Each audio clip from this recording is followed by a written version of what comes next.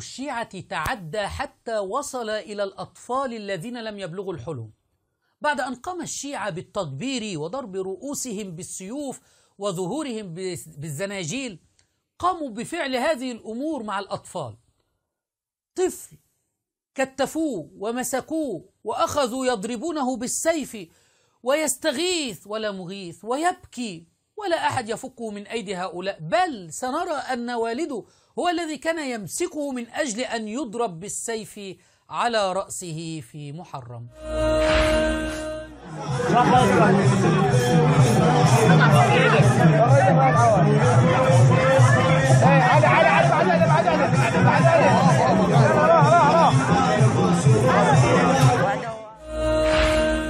حتى الأطفال لم يسلموا من هذه الشعائر، شعائر حسينية أم وساوس شيطانية.